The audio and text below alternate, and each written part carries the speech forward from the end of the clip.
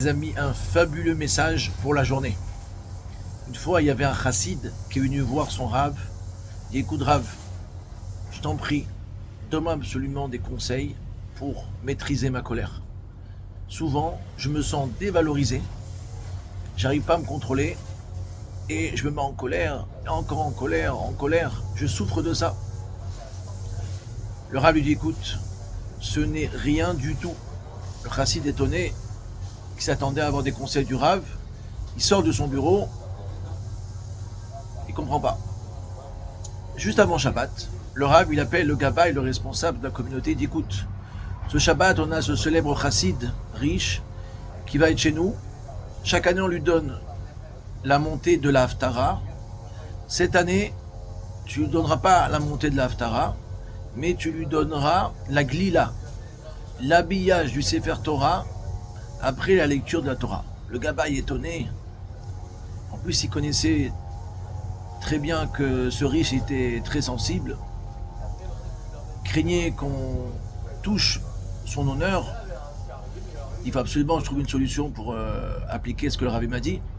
Juste avant Shabbat, il appelle le riche, il dit: écoute, j'ai reçu une instruction du Rav que ce Shabbat, comme tu as l'habitude de faire chaque année, tu ne pourras pas monter l'Haftara, tu monteras seulement l'habillage du Sefer Torah.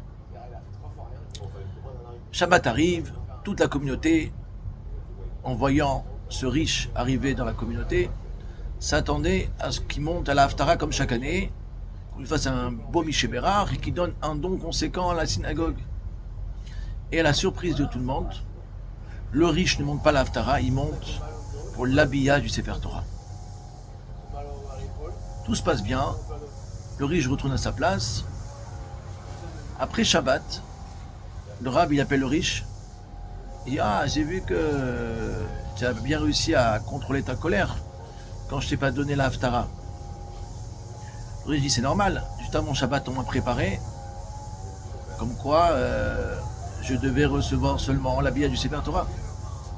Il dit: mon fils, écoute, sache que toute la vie, tout ce qui nous arrive, c'est une préparation, une représentation d'Akadosh Baruch Hu. Donc quand tu prends conscience que tout ce qui t'arrive, c'est préparé par Akadosh Baruch Hu, dans ce cas-là, pourquoi se mettre en colère? Bezrat Hashem, que chacun de nous puisse travailler sur cette retenue de la colère, renforcer notre émotion à Akadosh Baruch Hu, en conscience que tout ce qui nous arrive, c'est parce que Dieu il décide et c'est pour le bien. Que Bezrat Hashem, suivant son exemple pour notre entourage, et très prochainement, ma chère, c'est Keno Amen Kenny Ratson.